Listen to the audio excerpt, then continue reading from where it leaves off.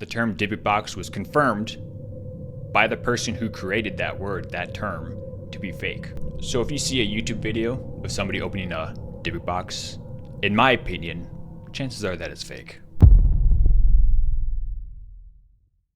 What's going on, guys? It's Matt with North by Northwest Paranormal, and today I want to talk about the most haunted item in the world, the Dybbuk Box.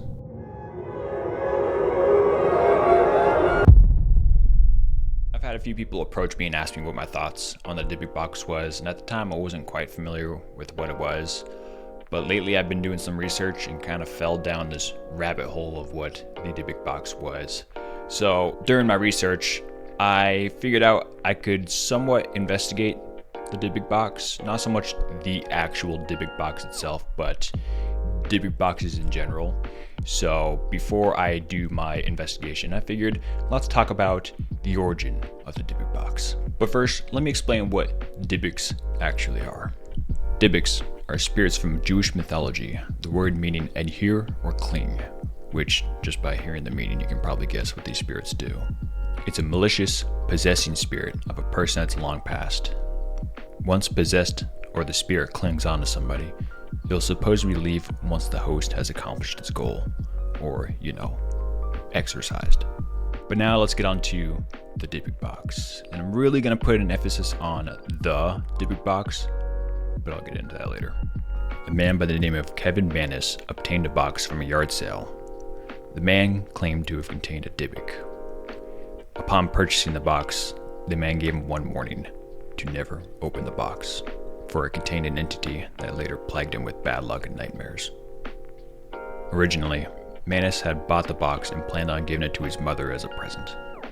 I'm not going to get too much into that part, because the mother actually went on to a TV show called Paranormal Witness and had explained her story, which the short version of it is that Kevin Mannis had bought the box, given it to her as a present, and when she went to go open it opened it on its own, which caused her to have a stroke at the time. Which kind of makes you think, you would think the first thing you would do if you were to give your mother a present and the person you bought it from says to never open it, is to tell your mother, hey, by the way, don't open this box.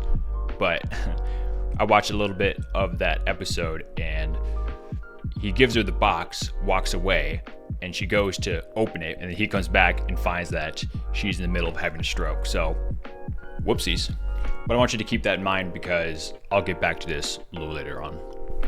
After a string of bad luck, unexplained hauntings, nightmares of an old hag plaguing his dreams, and bruises upon his body, Mannis had put the box up for sale on eBay and described in detail his experience with the box, and at the end of it, typed, "Help me."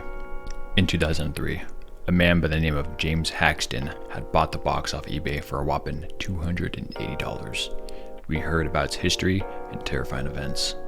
He heard that the box was bought from a yard sale, and the original owner gave the warning, always shut and set in a place that's out of reach. It was never, ever to be opened. Haxton didn't believe the stories surrounding the box, so as soon as he got it, he opened it. He found a goblet, 2 locks of hair tied with a string, pennies from 1920, a dried rosebud, a cast iron candlestick holder, and a granite statue engraved with Hebrew letters. Soon after, he started becoming ill, experienced a wave of bad luck, and had reoccurring nightmares of a hag.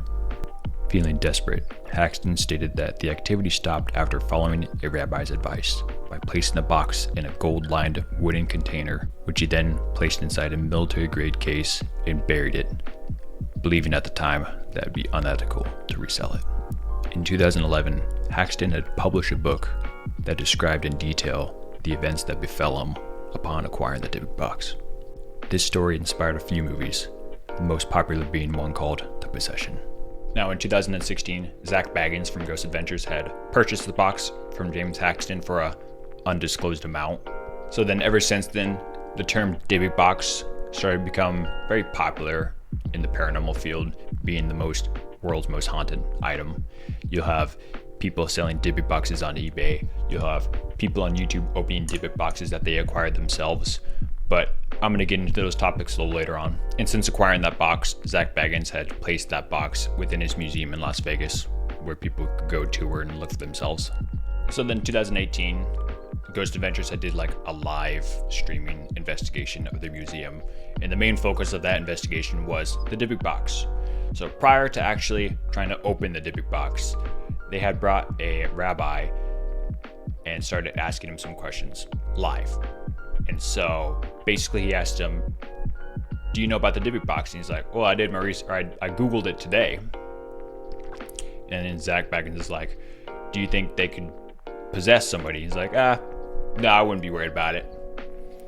And so right before Zach Baggins would start to ask another question, the rabbi's like, well, that might not fit your script, but it's just what I believe. So after that moment, Rabbi's never seen again. And I'm going to tell you, this particular clip is scrubbed from the internet. It took me so long to find this. I had to find it in a Reddit post that just so happened to be snipping that section of the live stream. There was a video that Ghost Adventures had posted after that, meeting up with the rabbi again to try to clear the air on what he meant about that certain statement. So I feel like it was more of like you're gonna sit down and you're gonna tell them that you were lying. They did another live stream of actually opening the Dybbuk Box, and Post Malone was there. After that live stream had happened, when Post Malone was traveling, he had a string of bad luck. So there was a few stories going around saying that his string of bad luck was because he was touching the Dybbuk Box, but then looking back, he wasn't actually touching the Dybbuk Box itself. He was touching Zach Baggins, who was touching the Dybbuk Box. So when I read that, I just can't help but think the whole black cat thing. If a black cat crosses in front of you, you're just gonna have bad luck. Like if I'm walking down the street and I trip and fall, then it's no big deal. But if I'm walking down the street and the black cat crosses my path and then I trip and fall right after that, I'm gonna immediately blame the black cat. Now, in a 2021 interview, the truth of the Dybbuk Box comes out. The original owner of the Dybbuk Box, Kevin Mannis, admits that the entire thing was made up by him. He said, and I quote, "The Dybbuk Box is a story that I created, and the Dybbuk Box story has done exactly what I intended it to do when I posted it 20 years ago, which is to become an interactive horror story in real time. The carving in the back of the box is my carving. The stone that was in the box is something that is my signature creation of mine. Make no mistake, I conceived the Dybbuk Box, the name, the term, the idea, and wrote this creative story around it to post on eBay." But he admitted that the part about gifting the box to his mother was true, but the exaggeration in the story about it was all fake. But there is one thing that does come into my mind personally, is that did Kevin Mannis just say that he made up the story out of spite? Because we know that he only made $280 when he first created the box and sold on eBay, whereas James Haxton made potentially millions, well, an undisclosed amount. So if he really wanted to screw this whole thing up, he could have just done exactly what he did now and just say that it was fake. But I'm playing devil's advocate here. My personal opinion, yeah, it's probably a made up story, but just something that I thought about. But now going back to the interview, Kevin Mannis had claimed to have received an email from Zach Baggins saying the following: "Since owning the Dybbuk Box, there have been countless documented experiences people have had with it. Not just from me, but my museum staff, my fellow crew members, visitors, and most notably, Post Malone. I think there is so much more to the Dybbuk Box, and regardless of its origins, it is very much cursed and evil." So what does that tell me? That tells me he doesn't believe that Kevin Mannis made the whole thing up. He still believes that the box is still cursed and haunted. Which, hey man, I get it. You invested all this money into it, you gotta stick to your story, you gotta make that investment back. I get it, sure. But from my personal experience, before I go on to my investigations or before I go to a haunted place, I get weird dreams beforehand. Maybe because I'm anticipating going into a haunted location and maybe seeing some sort of ghost or entity or something. So I start having dreams of ghosts around my place. And even after my investigations, it takes probably about like a week for me to kind of just settle down. Every noise that I hear, every door that kind of moves, I think is a ghost. So I'm always high strung whenever I get back from these. Even when I'm in a haunted location, every little thing that I hear, every little thing that I see in my peripheral, I think it's something. So when you're constantly around the world's most haunted item, or even just a cursed or haunted item in general, you're probably going to be a little high strung, because every noise that you hear, everything you see in your peripheral eyes, everything you think you saw move, you're going to think it's because of that haunted item, because of all the stories and the stipulation behind it. But hey man, it's okay to say you were wrong. My most notable piece of evidence that I've ever captured on my first ever investigation that I had been praising for years now, I just debunked a couple months ago. And I had no problem admitting that I was wrong, because as a paranormal investigator, my reputation is everything. If I fake one thing, that's gonna haunt me, no pun intended, for probably the rest of my paranormal investigating career. But now I'm gonna take this opportunity to go into YouTube. The term Dybbuk Box was confirmed by the person who created that word, that term, to be fake. So if you see a YouTube video of somebody opening a Dybbuk Box, in my opinion, chances are that it's fake. For a majority of these videos, I don't think people are intentionally making fake Dybbuk Box videos. I think their reactions are genuine. It's just the boxes that they buy are fake. And that's just me being extremely optimistic.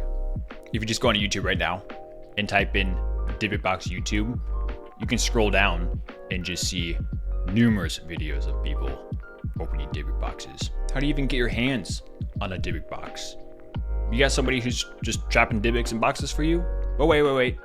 I think I'm asking the wrong people. Let's move on to eBay. If you go onto eBay right now, you can search Dybbuk Box and find a handful of them for sale right now. So looking on the eBay right now, I can see a majority of these are sold by just one person, which makes me think, how are you getting these? You just have a portal to hell in the middle of your living room, just summoning demons and throwing them in boxes. Oh, here's one. Haunted Dybbuk Box, Child Spirit. I know how you can replicate that exact image with the EMF meter. Super easy to do. The Poltergeist Dybbuk Box. I like how this one just says Dybbuk Box, very active. Like if I go to the page of the person who sells a majority of these Dybbuk boxes, they have just a big long paragraph warning on every single one of these. Oh, something that points out here is some will view this as art or an altarpiece. Please be aware and use caution when dealing with demonic entities. Per eBay, you are buying a tangible item and are not responsible and I am not responsible for any paranormal experience. I am not responsible for what you experience. Do not open it and expect me to feel bad for you and the steps you took to protect yourself. If you're selling them as like a prop, a paranormal prop, as like for fun, for people to buy and like have them on display, yeah, sure, totally acceptable if you just disclose that in your description. But if you're claiming that all of these are paranormal or haunted in some way, that's where I kind of have a problem with it. But I really want to emphasize that this is all my opinion. This is just some research that I do, and I'm basing my opinion on everything that I read. It's easy for me just to sit right here and judge everything that I see here online as fake when I have no sort of investigation or the actual facts. I was never there, so I don't know everything. I'm basing all of my assumptions and my opinion on everything that I read. I am familiar with entities, spirits, attaching to particular items that people may have acquired later on. Whether these people acquire the items through an antique store or maybe something that's been passed down. I've had people come up to me and tell me their experiences of acquiring an old item from an antique store, and weird things in their house happen afterwards that never happened before. And during one of our investigations, one of the homeowners had an antique teddy bear that's been passed down to them for generations. And at the time, the teddy bear was put inside of a closet. But one of the homeowners had claimed that there are some nights where the door of that closet were to move or even just swing open at times. And so putting two and two together, get the antique teddy bear in a closet that has a lot of activity on it, you can kind of assume at that point. So is that what's going on with these Dybbuk boxes? Are these actually just old antiques that are passed down that people just resell and maybe have an entity attached to it? Or is maybe an item within that Dybbuk box may containing an entity and the entity is trapped within that box? I think it's entirely possible, but I'm leaning towards more the fact that the Dybbuk box was such a popular item within the mainstream of paranormal that people are just capitalizing by opening boxes on YouTube or even just selling boxes on eBay. And just throughout the years, I've heard of these Dybbuk boxes being named other things as well, whether it be a cursed boxes, dark web boxes, or just the Dybbuk box itself. Don't be fooled, all the same concept. And look, don't get me wrong here. I'm not gonna point at every single one of these videos, every single one of these boxes from eBay and say that they are fake. There could be genuine videos out there that they acquire a haunted item or a genuine item on eBay that is genuinely cursed or haunted as well. But the entire story that created this concept of the Dybbuk box, haunted box, black market boxes, whatever you want to call it, is confirmed to be fake by the person who created it. So at the end of the day, ultimately it's up to you whether you believe that these are real or not. But what kind of investigator would I be if I didn't look into this myself? Obviously, I can't do an investigation on the actual Dybbuk box that Zach Baggins has in his museum, but I can get the next best thing. I can get some Dybbuk boxes from eBay. I'll join the club and make my own video of us opening Dybbuk boxes for our channel. And hey, if I'm wrong, I have no problem making a follow-up video saying that I was wrong. And also, if I'm wrong, I'm gonna be having my own demon wander around my place. You know damn well I'm gonna be milking that son of a bitch for views every chance that I get. And also to any of the channels that had opened a Dybbuk box on a video and something did happen, something was in that box and it has been haunting you or it has haunted you, reach out to me. I'll do an interview. I wanna know what happened, but I wanna know what your guys' thoughts are. Am I completely wrong? Do you guys agree with me? Let me know in the comments. I will be ordering some Dybbuk boxes online from eBay, so when I get them, then Eric, Austin, Rage, and Lie will be opening them on video. So if you guys just stay tuned, you'll be able to see us do that. I just wanted to make this video because I was doing quite a bit of research and kind of fell down the rabbit hole of what Dybbuk boxes were. And before I get myself involved with them, I kind of wanted to share my thoughts before we do so. It'd be an interesting parallel. Maybe my thoughts will change after I actually open some Dybbuk boxes, so we'll see. But again, I appreciate every single one of you for watching. Liking and subscribing really helps us out, lets us know that you guys enjoy watching this stuff. And I know this video is a little different from what we usually do, but it's the holiday time. We're kind of in between investigations right now, so I figured, hey, we'll spend a moment to talk about this. Thank you again, and we'll see you in the next video.